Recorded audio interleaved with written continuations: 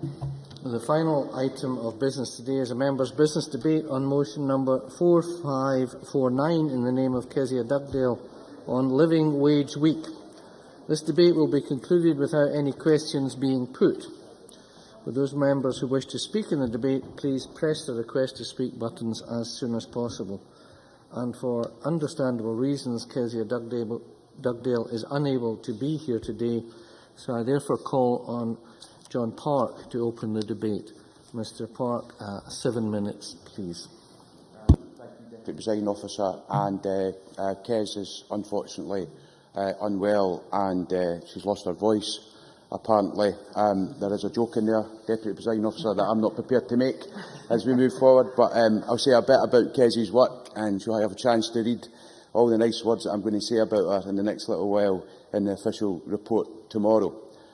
If we were to have this debate 2 or 3 years ago, I think anyone opening this debate would have to start by saying and spending some time explaining exactly what the living wage was or is. And I think it's testament to the living wage campaign in Scotland. I think it's recognition of the work that we've done here in the Scottish Parliament to advance the issue. The fact that right now the living wage is fully understood by people not just in this Parliament, out with the Parliament, in our communities right across Scotland. And Living Wage Week is a big part of making sure that that understanding isn't just something that isn't acted on, but actually mobilises people in their communities, in their workplaces and here in the Scottish Parliament to ensure that the living wage and living wage employers indeed become more prevalent over the coming years. It is a campaign that you could say has unparalleled political support as well. Who would have thought this week we've seen the Scottish Government announce a significant rise in the living wage? Many local authorities, Boris Johnson, Ed Miliband, it's cutting right across the political divide. And even David Cameron has described it as an idea whose time has come. But that is not because of just the campaign. I think it's because of the strong and solid business case that sits behind the living wage. Living wage employers do recognise now that it is beneficial to their business. I've got some quotes here. Certainly, if you have a look at the work that's been done with the GLA, they could cite significantly lower rates of staff turnover, substantial cost savings on recruitment and induction training, employees more likely to stay with the organisation, increased tenure of workers and continuity of workforce, all things contributing to successful businesses. But more recently, the Trust for London produced an analysis of the London living wage, which showed that over half of employees, 54%, felt more positive about their workplace once the living wage had been introduced, and 52% felt more loyal. Staff leaving rates fell by 25%. Almost a third, 32% of workers, felt it benefited their family life by allowing them to do things and spend more time with their family. And almost 4 in 10, 38% of workers reported financial benefits, such as being able to buy more goods and save more. So while it's had the business benefits, it's also had the benefits for individuals and made them play a much greater part and a more significant part in their own workplaces. That, for me, is the high road to success for businesses here in Scotland.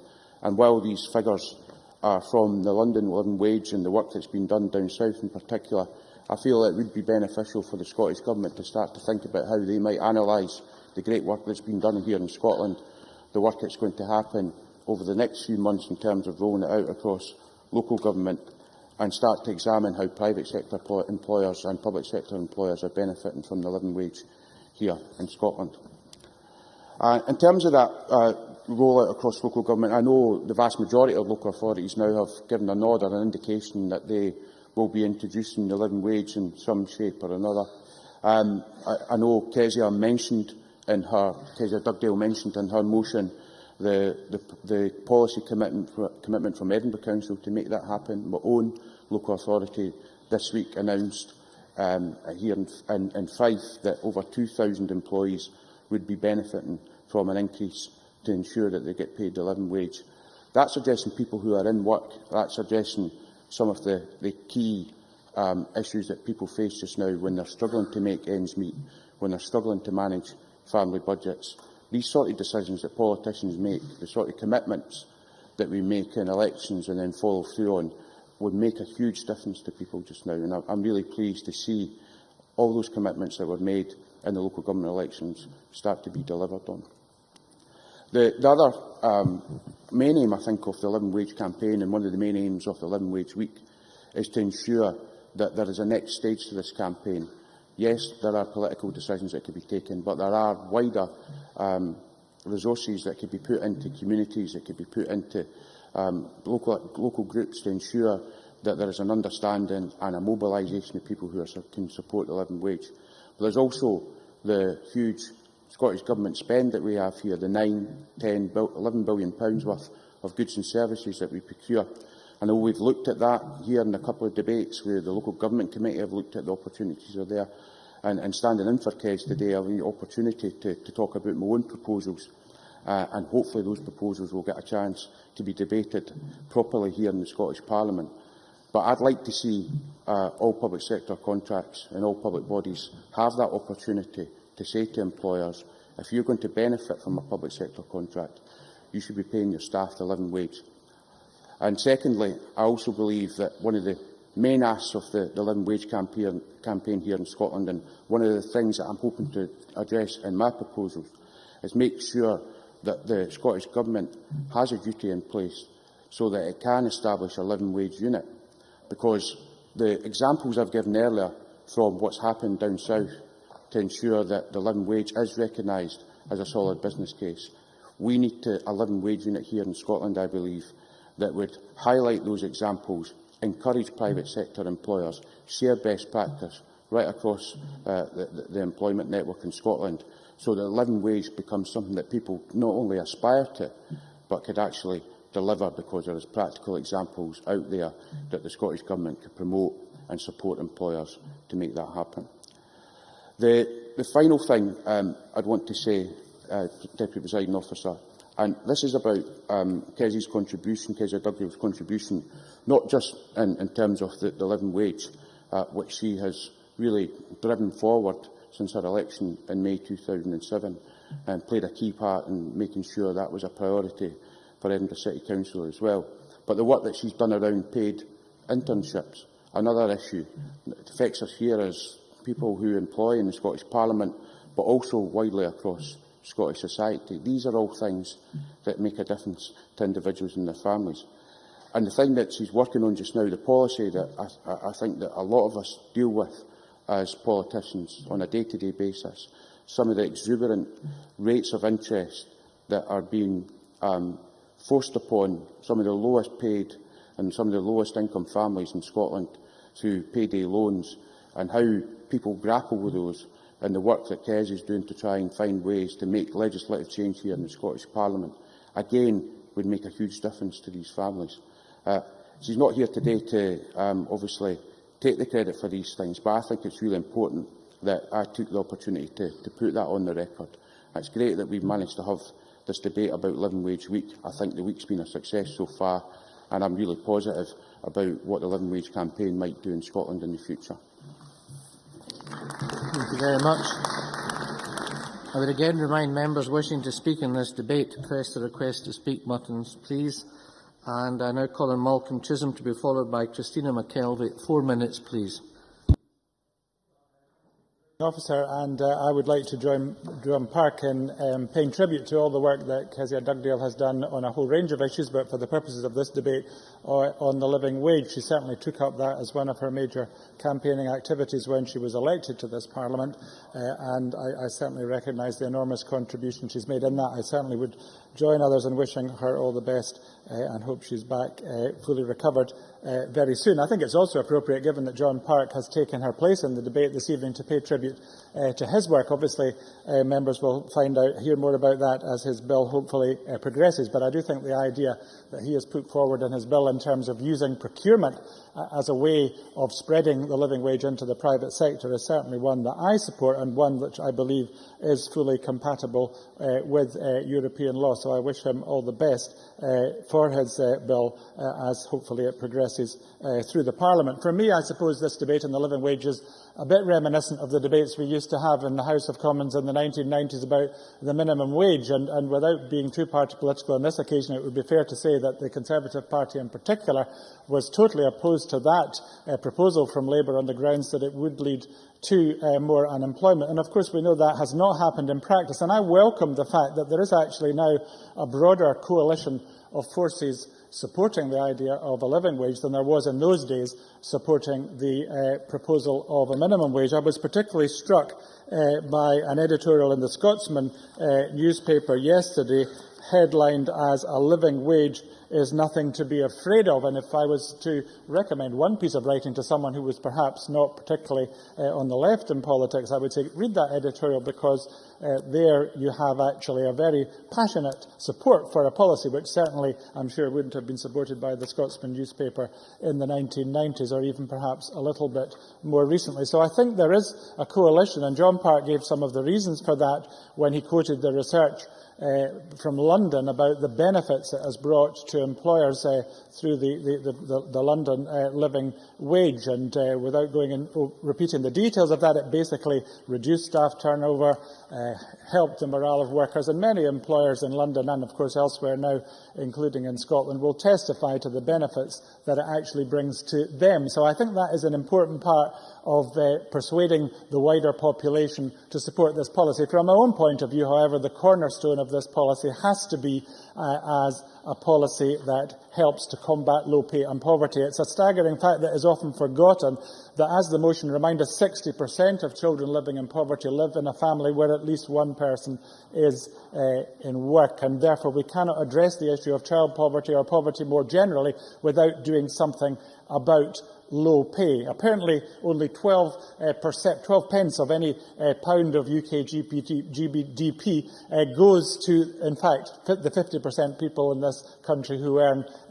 the lowest pay, and that's gone down considerably from what it was a few decades ago. So we have a problem in terms of how much income is taken by low-pay people. That leads to poverty, but it also leads to economic problems, because, of course, the other argument for a living wage is that it helps to improve demand in local economies, and perhaps the fundamental problem that our economy has faced over the last 3 or 4 years is the lack of demand in the economy. So a living wage, the more it spreads through the public and private sector, will fundamentally help people who are living in poverty. It will help the wider economy, and it will also be of benefit to employers. So I think there is a really comprehensive story to be told about the benefits of the living wage. I think we can go forward supporting it on a broad basis, and I'd like to end once again just by thanking Kezia Dugdale and John Park for the work they have done, but also mention the Scottish Living Wage Campaign and the trade unions Unison and Unite, who've been particularly active in supporting this campaign. Thanks very much. I now call on Christina McKelvey to be followed by Ian Gray. 4 minutes, please. Thank you very much, Presiding Officer. Can I welcome this debate today, and hopefully her colleagues on that side of the chamber will pass on my best wishes to Kezia for a speedy recovery. There's nothing worse than a politician with no voice. We all should have our voices because we're there to use them to represent our constituents. Can I also thank John Park for his very eloquent opening of this debate. It's a very timely debate in this Living Wage Week. It is right to highlight and promote a policy that mitigates the worst ravages of poverty, as Malcolm Chisholm has just explained. In this day and age, Presiding Officer, I believe it is a travesty that some people in full-time work are below the poverty line. Not only is this completely unfair, but it is also bad for the economy. And John Park made a very clear argument and explained it very well already on the impact of the economy of better paid staff, happier staff, and people with a wee bit more money in their pockets. I was delighted, Presiding Officer, on Monday of this week to hear that the Scottish Government had raised the living wage to £7.45 per hour for those working within the Scottish Government, its agencies and the NHS. This apparently affects around 6,000 staff members, and it is the second time the Scottish Government has raised the living wage since it introduced it to these agencies just over a year ago. Presiding Officer, when the SNP came to government in 2007, the minimum Scottish Government wage was around £5.63. This means that it has jumped a full 32% to £7.45. I'm sure people will agree that's a great achievement in very, very tough economic circumstances, and I'm sure it's something that we all support. In contrast, Presiding Officer, the UK minimum wage for over 21s is £6.19 per hour, and for 18 to 20-year-olds it's £4.98. I'm sure that contrast is not missed on anyone. And this week, Peter Kelly of the Scottish Living Wage campaign said, with the problem of in-work poverty continuing to increase, the Scottish Government's continued support for the living wage must be congratulated. Today's announcement will ensure that some of the lowest paid workers in the public sector will receive a wage increase that will provide real help in these difficult times, and we look forward to working with the Scottish Government to ensure that more employees across Scotland can get the benefit of the living wage, and I'm sure that everyone in this chamber couldn't agree more with that. Presiding Officer, can I turn my comments to South Lanarkshire Council, who last year did step up to the plate in implementing the living wage and was congratulated very roundly by myself. It was supported by all councillors in South Lanarkshire Council, which just shows the breadth of support there is for this policy. That policy impacted on 8,000 of the lowest paid employees, and of the 1,800 paid less than £7.20 an hour, 87% of them were women. Of the 8,400 council employees paid less than £21,000 per year, 76% of them were women. So I believe that brave decision by South Lanarkshire to follow the Scottish Government and implement the living wage is very, very welcome indeed, not least to the families where sometimes it's the woman that's out there as a breadwinner, and in some cases, a number of these women are still the women who are fighting equal pay cases. So the other point that I wanted to raise was it seems that councils, not all councils have implemented the living wage, and I would urge them all to take a lead from South Lanarkshire and do that. And I believe that we have a commitment all SNP councils will be introducing the living wage. And I think if we can all do it, and we all do it as a process of consensus, then I'm sure we would benefit the whole nation.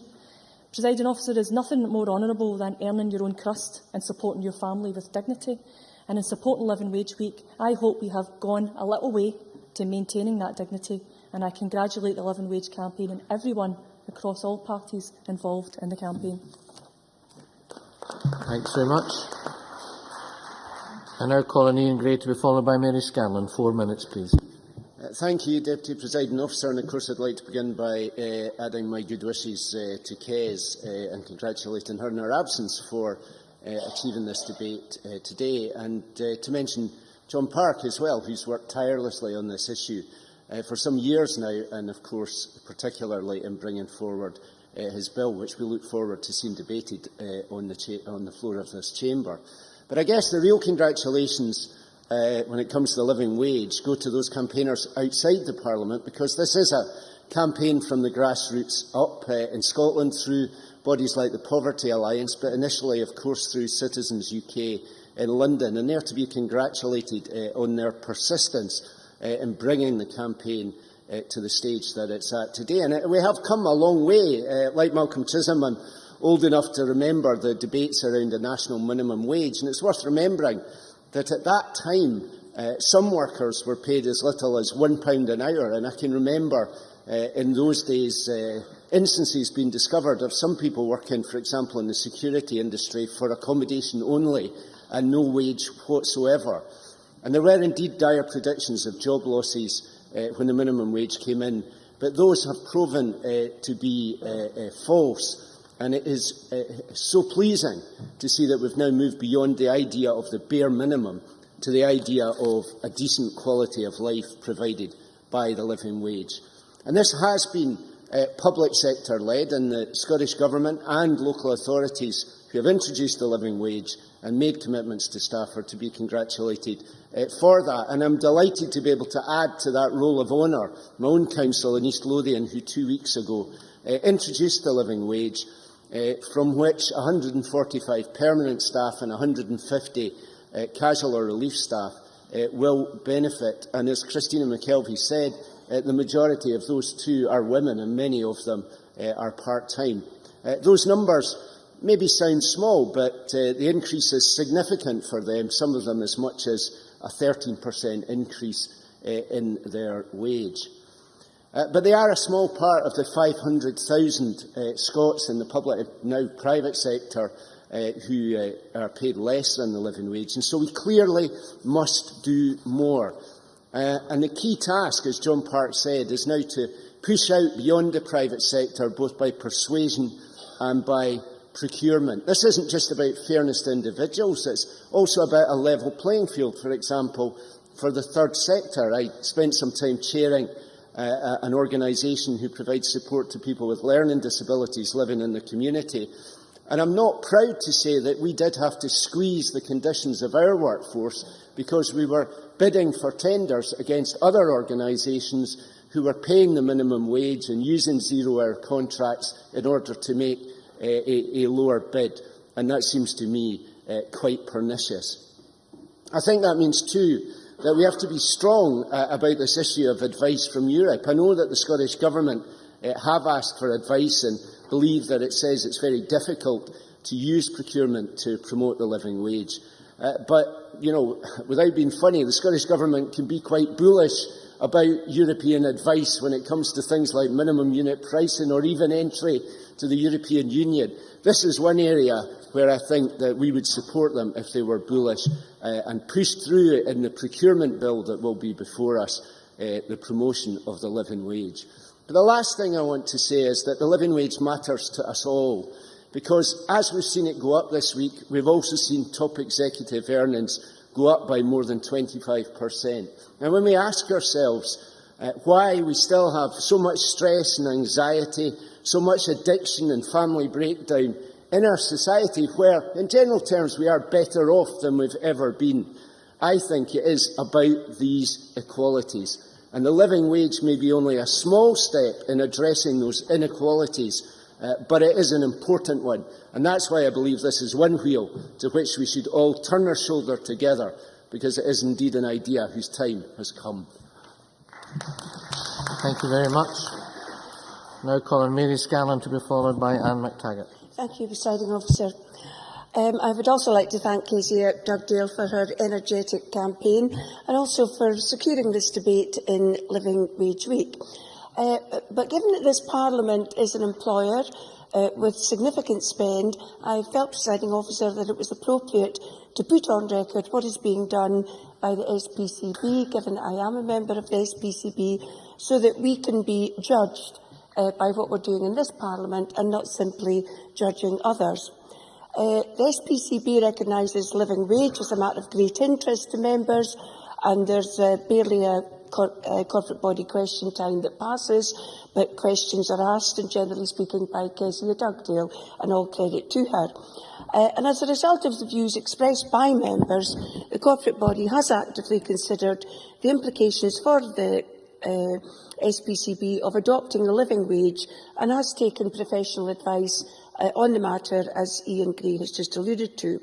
Corporate body is very supportive of the principles of a living wage and leads by example as an employer who pays the living wage. All directly employed parliamentary staff, very quickly. John Wilson. Thank Mary Scanlon for giving way. Could Mary Scanlon give an indication of the corporate body's advice in terms of contracted workers to this Parliament? Yes, that's a very good point. I'm actually just coming to that, and so you've prompted me to continue with my speech. Thank you. All directly employed parliamentary staff, as well as agency staff employed by the corporate body on a temporary basis, are paid above the recently published living wage rate. So I think this Parliament can be proud of our responsible purchasing approach to procurement, and our ongoing commitment enables us to bring about positive improvements in our contracts. We seek to include ethical and social considerations in our contracts where relevant, and provided these are compatible with EU procurement law, which brings me to Ian Gray's point.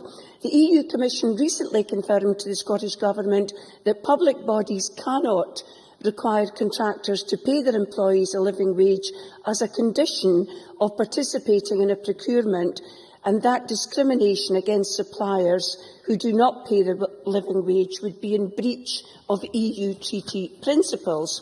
That takes me to the Scottish Procurement Policy Note dated 22nd August this year, which states public bodies can, if they wish, still encourage contractors to pay their employees a living wage If public bodies wish to encourage contractors to pay their employees a living wage through procurement processes, this is still possible, although they cannot treat contractors who say they will pay employees engaged in the delivery of a contract a living wage any more favourably than those contractors who say they will not. So I think that is quite clear.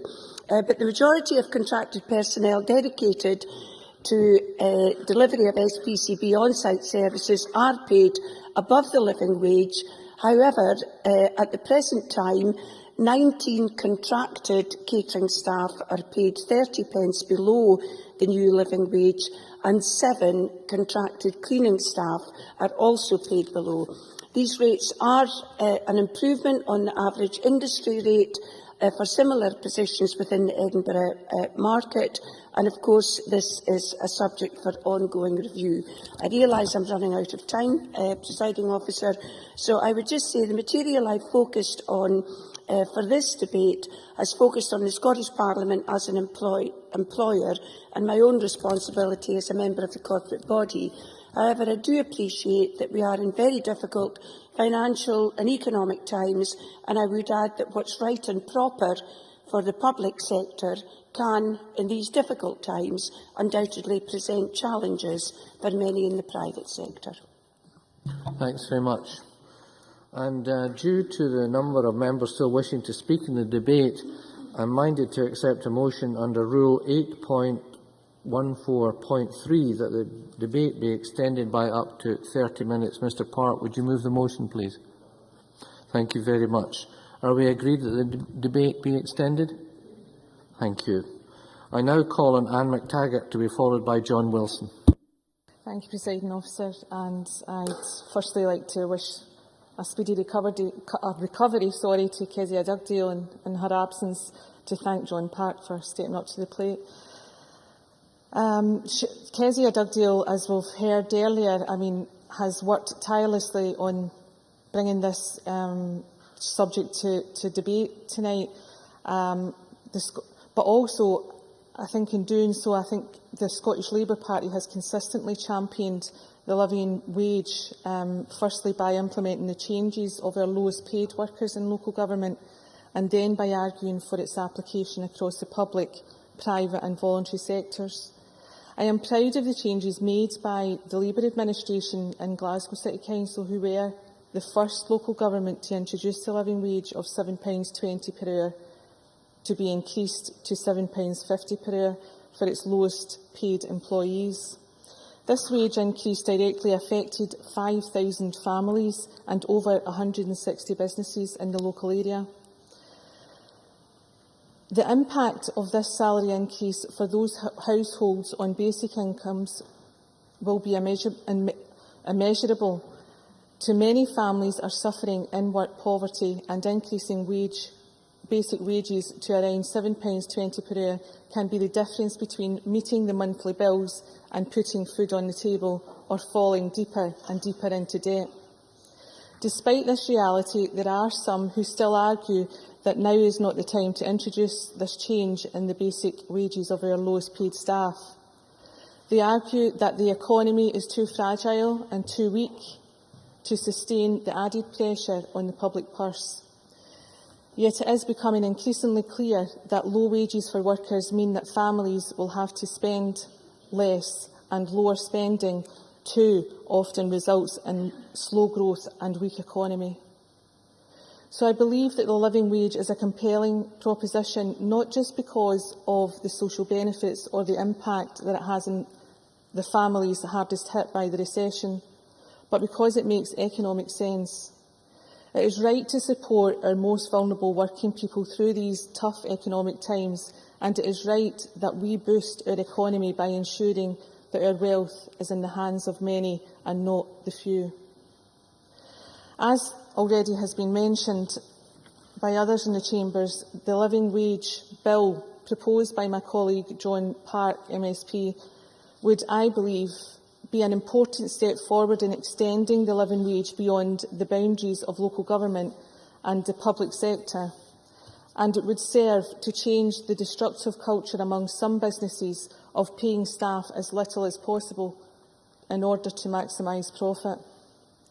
Alongside other key measures, the living wage has already and will continue to provide working families in Scotland with financial security in difficult times.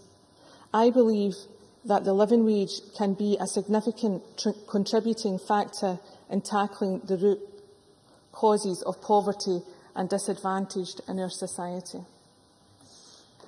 Thanks very much. Now call on John Wilson to be followed by Mary Fee.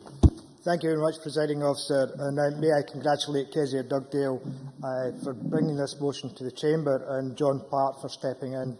I know John's long history in terms of promoting this issue and look forward to working with John when he puts forward his Members' Bill. I'm aware over the years there have been various debates on the subject of the living wage initiated by members or committees of this Parliament. The motion makes reference to the IPPR and Resolution Foundation report, and the report itself highlights that the UK stands out as having one of the highest incidences of low-wage work amongst advanced economies.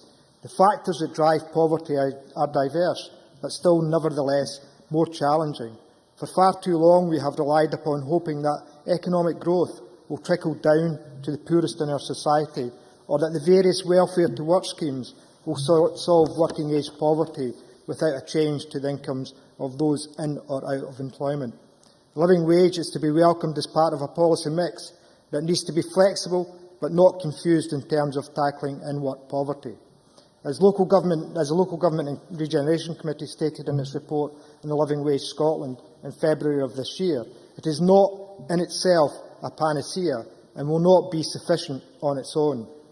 The living wage does require better coordination, and the fact the Scottish Government is committed to paying those on low incomes the living wage of £7.45 per hour from April next year has to be welcomed as a first step to having the living wage adopted by all employers in Scotland is of great assistance to the campaign itself. Although the record of the public sector on the living wage could well have been described by some as patchy, the private sector has a real job of work of catching up with the agenda which has been set. The IPPR report itself clearly highlights that few companies in the retail or food services have been committed to becoming living wage employers. It is worth highlighting that new research by the Income Data Services suggests that bosses of the FTSE 100 companies made an average of £4 million a year in the 12 months up to June of this year. As I have repeatedly stated in the Chamber on numerous occasions, there is a real requirement that we seriously assess what a citizen's income or basic income should be, which needs to be examined more fully and progressed, because the living wage may not always address the fundamental problems of the economy for individual households. I feel that it's ironic that Boris Johnson, as the Mayor of London, in his announcement on the living wage, which has got to be welcomed in some respects, and while he's made his intentions clear, that they will introduce the living wage in London and uprate that living wage, while the boroughs, London boroughs, where Conservatives are in control, there is very few of those authorities have actually signed up to the living wage, and we would look forward to those Conservative boroughs signing up to that campaign in London as well as elsewhere. This brings us to the essential point that the private sector employers, or employers more generally, do not have to endorse the living wage, because there is no legal status behind it, unlike the national minimum wage. And this is a debate I've had in this chamber with members in the past, that if we are serious about a living wage, we have to make sure that it becomes a legitimate imposition on employers to actually force employers to pay the living wage.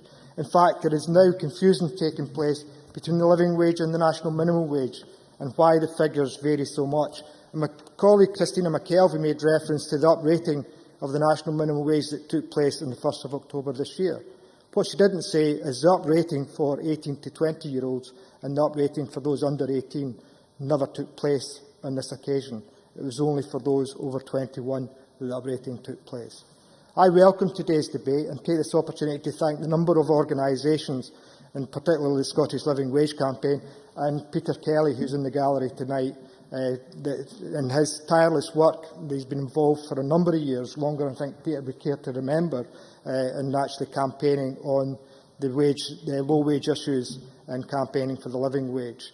I look forward to being involved in the wider debate and, as I said earlier, being involved in the debate in John Park's bill when he brings it forward to the Parliament.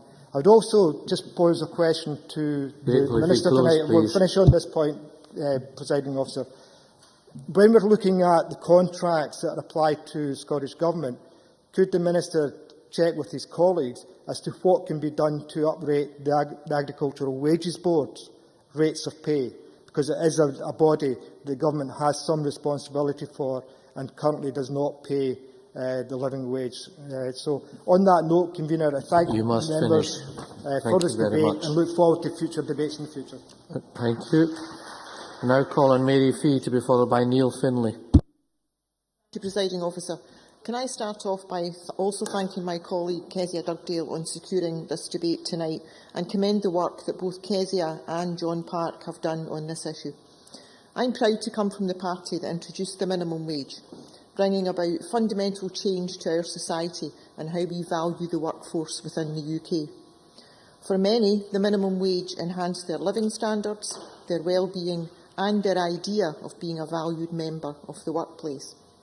However, the minimum wage only went so far, and to some extent it's discriminatory due to the different pay brackets for different ages. Why should a 16 to 17-year-old who's doing the same job as a 22-year-old be paid less? This is why the living wage goes further, and rightly so. Not only is a living wage about improving the standards of living for the lowest paid workers, it also ensures they are treated equally and fairly in the workplace. From the report on the living wage in Scotland this year, the Local Government Committee discovered that where the living wage was introduced by local authorities, more women benefited from the change to the living wage. For example, in East Renfrewshire, 76% of women were affected, and of that 76%, 84 of them were in part-time employment.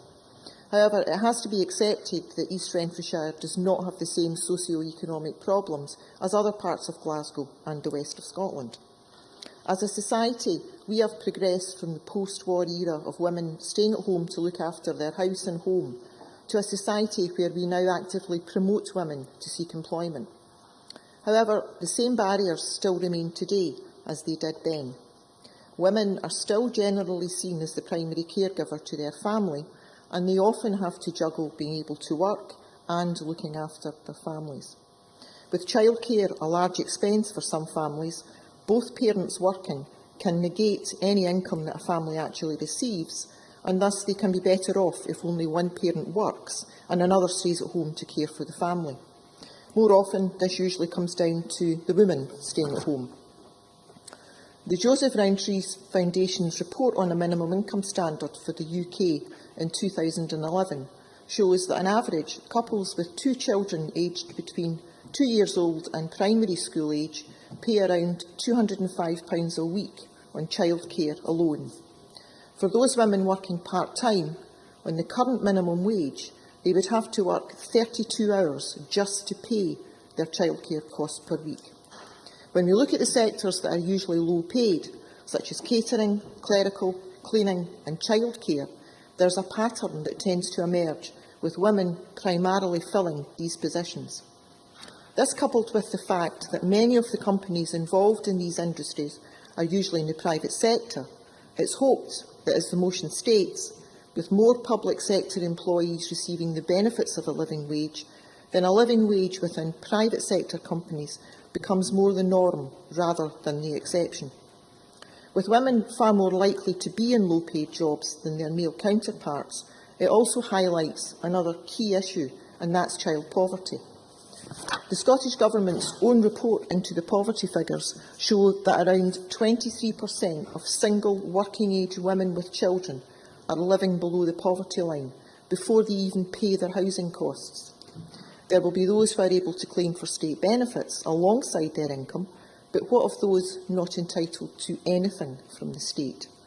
The only way to ensure that child poverty is tackled and that living standards also improve is to ensure that women and other low-paid workers are paid at a rate that is beneficial to society, and that is the living wage.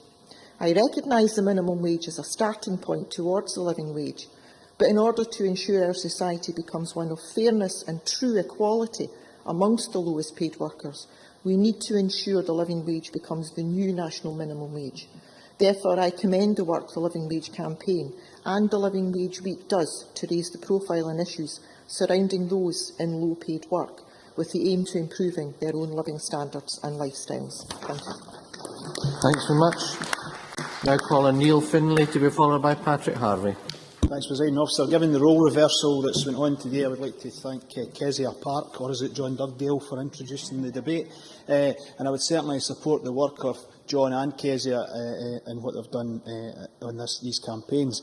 And this campaign is evidence of how campaigns can begin very small, but then grow into mainstream consciousness. And I pay tribute to those activists in East London who started this campaign and have stuck with it all the way through. They were the real pioneers and visionaries. We're just merely followers. However, that is no bad thing. And the campaign for a living wage is not a radical campaign. It's not an extreme campaign. It doesn't ask the impossible. It's a campaign.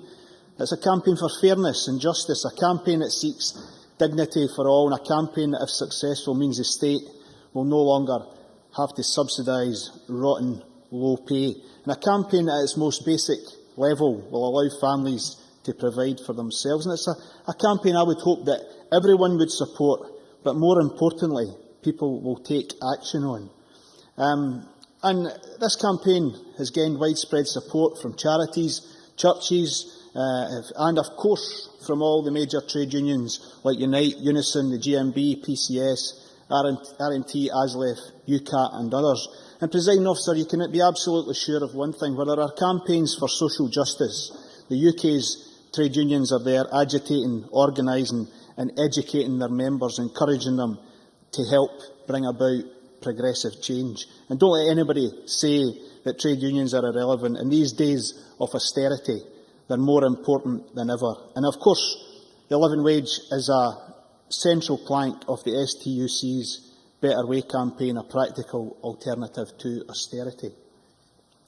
Like Malcolm Chisholm, I remember the debates in the 1997 election when Labour promised to introduce the national minimum wage. Scare stories about the disaster that it would be for business, how it would cost jobs and be bad for competitiveness.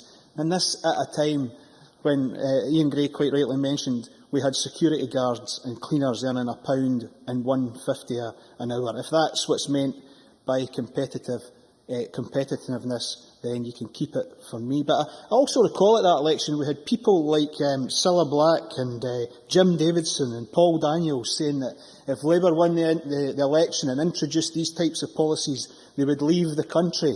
And I remember after the election when we did win, writing to them saying, I will offer to run you to the airport if you keep to your promise. But unfortunately for us all, none of them took me up on it. But we have come some way since the £3.60 an hour that was introduced in 1998, and we're now at £6.19. But we have major employers like the GLA, Glasgow City Council, KPMG, solicitors companies, plant hire companies, colleges, all signing up to the living wage, and I pay tribute to them and would encourage others to follow. So, Presiding Officer, what we're asking for is not the revolution. We might ask for that tomorrow. The living wage rate would deliver an annual salary of around £13,000 a year. And I hope that in the procurement bill and through John Park's bill, we can deliver genuine progress on this in Scotland, and that we can begin to lead the way. Of course, it will not eradicate poverty. It won't eradicate injustice, nor will it, but it will deliver cash into the pockets of many of my constituents who desperately need help. I don't know about you, Presiding Officer, but I want to live in a society that has skills, that has education, decency, a good standard of living, and where there is equality. I hope we all should support a living wage, and we all support a better way. Thank you. Many thanks. I now call on Patrick Harvey to be followed by James Kelly. Thank you, Deputy Presiding Officer. Like other members, I'd like to thank and congratulate Kes Dugdale for bringing this motion and John Park for opening the debate on it. I've been happy to support their long-standing efforts on this issue on many occasions, and I look forward to continuing to do so.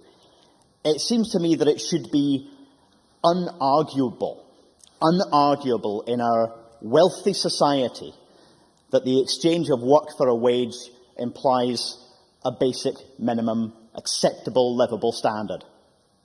The idea that poverty pay continues to keep people in a position where they're effectively being subsidised by the taxpayer. Poverty, employment, subsidised by the taxpayer. People who are still dependent on in-work benefits seems an extraordinary position still to be in. And other members have mentioned quite how extreme the situation with existing poverty pay, even with the minimum wage, is at the moment. The rate that hasn't been mentioned is for 16 and 17-year-olds, which in pretty much a decade, nearly a decade, has gone from £3 and is now still only £3.68 an hour. And the real minimum wage for apprentices is more than £1 below that per hour. The idea that we expect a working week to imply a basic acceptable standard of living should be such a little thing to ask for. It should be seen as such a modest proposal that a decent society should ensure that that happens. And sadly, it's regarded as something inflammatory by some. Some of those who will argue that market conditions don't allow us to do this are the same people who say that market conditions must imply that they, on 6- or 7-figure incomes, get a little bit more every year, and a little bit more, and a little bit more. I was struck by Ian Bell's comments in the Herald today on the living wage. The headline may have been a wee bit disappointing to some of the campaigners. He's saying what's wrong with the concept of the living wage is that it allows employers to get away with doing the least they can get away with, and boast about the fact. I think what he's arguing is that the living wage is necessary but not sufficient, and that is my view as well. If we want a more equal society, he's quite right that we need to look at pay at the top end, not just reducing poverty pay and eliminating it at the bottom end. And some of the self-same people who tell us that a living wage is unaffordable are those who have awarded themselves 27% increases on already inflated incomes. And to argue that market conditions make this a necessity for them, dictate those choices for them, is breathtaking hypocrisy. Margaret Thatcher once said there's no such thing as society, and in her defence, some have argued that what she meant was that society was made up of individuals and individual choices. Well, so are markets. There's no such thing as market forces. There are only the decisions of individual employers in this instance. And for an employer, some of the most major employers in our country, to argue that market forces determine that there must be inflated salaries at the top and poverty pay at the bottom, while their own decisions are the decisions which set those market conditions, is breathtaking hypocrisy, and we should have none of it. As well as addressing top pay, as well as the living wage, we need to do, as John Wilson says, and go further and look at our entire welfare state, including out-of-work benefits. Because if the living wage is what's necessary to achieve the basic acceptable standard of living, let's recognise that people on out-of-work benefits are living in breathtaking poverty, and without the ability in current circumstances to do much about it. I'd like again to thank John Park and Kes Dugdale for making this debate one that continues and will continue to come back to the Chamber time and time again, and I look forward to hearing the Minister's response. Thanks very much. Now call on James Kelly, after which we'll move to the Minister for a closing speech. Thank you, Deputy Presiding Officer. I welcome the opportunity to take part in this evening's debate. Congratulate Kezia Dugdale on securing the debate. I'm sorry she's not able to be here this evening, and I wish her a speedy recovery. There's no doubt that John Park ably deputised for Kezia Dugdale in putting across the case in such an articulate manner. As Neil Findlay said, this is an idea that has grown from parents in East London, two of whom were on the minimum wage and found that they were working so much time they didn't have any family time, and that was where the campaign for a living wage grew from. And we've seen the momentum on that build. across the United Kingdom, and particularly in Scotland, we've seen the success of the Scottish living wage, and that has been demonstrated, in my local area, as Christina McKelvey pointed out, by South Lanarkshire Council delivering a living wage which benefits nearly half of the 16,000 employees. And as Mary Fee pointed out, and Christina McKelvey also, the beneficiaries of this policy in many cases are quite often women, and that increases the focus and increases the impetus for taking the issue forward. I think there are three direct benefits of a living wage. First and foremost, obviously, it gives more money into people's pockets. We see increasingly, that families continue to struggle. £1,200 less well off in the last year, and rising fuel bills, challenges for families. I was talking to the co-op retail sector at lunchtime, and they were saying how they see in the footfall in their shops that people are struggling to make ends meet, to even make basic food purchases. So therefore, the living wage, although not addressing all those issues, at least makes a contribution towards that. And allied to that, there is an economic benefit, because if you're putting money into people's pockets and they're spending that money in local shops and local businesses, then that will help boost the economy, particularly when you're giving that money to those who are lower paid, who need to spend the money. To be mildly controversial for a minute, but if you are, for example, passing the benefits of free prescription charges to those on six-figure salaries, then the cash benefits of that are more likely to lie sleeping in bank accounts than actually to make their way into the local economy. And the final beneficiary is to business itself. Patrick Harvey's right to point out that there are still those abroad who say that this is not a good idea. It raises the business costs. It affects the bottom line. It undermines value to the shareholder.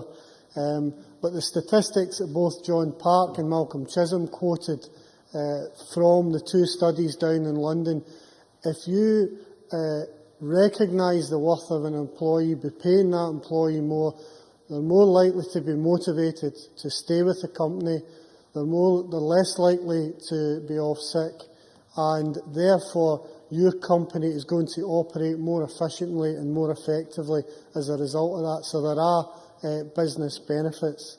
I want to finish by congratulating again Kezia Duckdale, looking forward to working with John Park on his bill. This is a campaign that has grown, but it's a fight that's got to continue in order that we make a real benefit and a real difference to families and individuals across the country. Thanks very much. We now move to the closing speech. Minister Derek Mackay, 7 minutes, please. Okay, thank you, Presiding Officer. I think this has been a very constructive and helpful debate, and it's unfortunate Kezia Dugdale wasn't able to be here, and I would like to pass on my best wishes as well. It was only last week that we were talking about the debate, and I informed Kezia Dugdale that I would be responding on behalf of the Government, and she said, well, it'll feel like deja vu, maybe there's nothing new to add, but actually there is in terms of the debate because of the uprating issue which has been recognised by other members, and how the profile of the issue has been raised once again. And I think if this debate does nothing else, it puts in the public domain the issue of the living wage in a very helpful and constructive way, and that members have repeatedly covered the benefits of the living wage. But I was very struck by Patrick Harvey's comment that it's not a ceiling, it's not the top level of which people should be paid, it is at least the minimum, the floor, the starting position for what is a fair wage and fair recompense for work. And Mr Findlay, I don't think I've ever heard him being so reasonable and call for what is not the revolution, but is absolutely the right approach to take. which is agreed by members across the Chamber. Mary Scanlon deployed a very useful tactic that maybe should be encouraged as reasonable face of conservatism in future, which is to spend more time talking about your role from the corporate body point of view than as a Conservative saying that the living wage is unaffordable. I suppose we have to be very cognisant of the advice and the European Commission's view on the applicability of the living wage in terms of procurement. Now, further work can be done, both around the procurement bill and John Park's bill, which I would commend in his contribution in leading the debate today. Many members, particularly Mary Fee and Christina McKelvey, have covered the gender issues, and I think that's very appropriate. Mary Fee covered the geographic issue as well, that there's a geographic benefit in inequality here that is well worth considering. John Wilson posed a question, or more of a comment, around the Agricultural Wages Board. I'll take that up with the relevant Minister, but made the appropriate tie with the minimum wage, and the minimum wage being in some ways the more effective policy to ensure full private sector compliance with reasonable wages. Now, familiar with the minimum wage not based on age campaign as well. Malcolm Chisholm made very clear arguments for the living wage, as did Ian Gray, and I think made a particularly important point around the power of persuasion on this issue and the culture of expectation around both public sector contracts, third sector partners and other, and that's what the government has been trying to achieve. But what is the government doing around this issue? Well, we have uprated, in line with the Living Wage Foundation rate, the level of the living wage from the £7.20 to the £7.45, beginning on the 1st of April 2013, as recommended. And we're also, through our pay policy, targeting pay uplift to the least well-paid within the organisation, within the core Scottish Government staff. And so too, we're encouraging other partners, indeed the private sector, to deliver on the living wage, and looking at what other devolved administrations and public sector bodies are able to do, of course. Patrick Harvey. I'm grateful to the Minister giving way on that point. As well as the debate that we'll have about procurement and how far we can go on that, are there not other things the government could do with the private sector? For example, they could be saying to the bosses of the likes of Amazon and Diageo, yes, you can apply for a regional selective assistance grant, but only if you make sure that the people who clean your offices and serve your dinners in the canteen are being paid the living wage. Minister. I think that's one very helpful suggestion. It is about raising awareness, but by working through the options available through procurement, the culture of expectation, and we can study the analysis of the consultation that's currently closed to see what other mechanisms we can use to encourage the private sector to comply, and that's one very helpful suggestion, because that's not necessarily procurement, but conditions of a grant, which is certainly an issue well worth exploring. Now, in terms of local government, I think we have had substantial progress in local government. 12 local authorities currently pay the living wage, and 17 are currently paying the living wage, and a further 12 are planning to introduce it or have stated an intention to do so. Of course. What does he say to those in local government who have argued that we can't upgrade, or it doesn't make sense to upgrade to the living wage, because all that will happen is that those in low pay will have benefits removed at the other end? What does he say to people who have that argument? Minister. Well, from a first point of principle, isn't it better if employees are given a proper wage for the job that they do? But I entirely understand the case that sometimes people get with one hand to have the resources taken away with the other, and that's why we need an integrated approach in terms of welfare and benefits and pay to ensure that it pays to work, and by delivering a proper minimum wage and living wage, we can do that. In terms of those local authorities that haven't yet delivered the living wage, I would encourage them to do so. Indeed, in my visits to local government and with COSLA, I have raised the living wage, and I'm delighted that the pace of implementation has improved, of course. Can I also ask something I didn't mention? Would he also encourage every MSP from each party in this chamber to ensure that they are paying the living wage to their employees? Minister. Well, I'm sure there's issues of volunteering, so on, where opportunities are given, but paid staff certainly, I would suspect, should be delivering the living wage, certainly if we are debating it in here. Now, I've got about 1 minute left to cover the government's response. I've taken 4 interventions. Can take longer if you wish. In terms of local authority compliance, what I would want to seek assurance on, and this is to be helpful to members, it's not just good enough to have said we're delivering the living wage and leave it at that. I think I now have to return to local government to ensure that they will deliver both the uprated level and ensure that the policy is consistent and not just delivered as a one-off tick box mentality. But my view as local government, as an independent corporate organisation, recognises the importance of this and I think has stepped up to the plate. I think we've also, as a government, been able to intervene on the inequality agenda, whether it's around protecting those affected by the UK's welfare changes, whether it's our pay policy. I do believe we're leading by example, and preserving a number of other universal benefits as well, which in many ways has protected some of the least well off, and finding the resources to fill the gap in the Scottish Welfare Fund, I think will also be welcomed to help protect some of the most vulnerable Scots in this country. But in terms of the living wage, I'm sure that we can build an expectation around implementation of the living wage, keep up the pace of policy commitment and ensure that we use every tool in the box we possibly can to tackle both inequality, low pay and poverty that exists in our country, which, quite frankly, in a country as rich as Scotland, is unacceptable. Excellent. Many, many thanks. I now close this meeting of Parliament.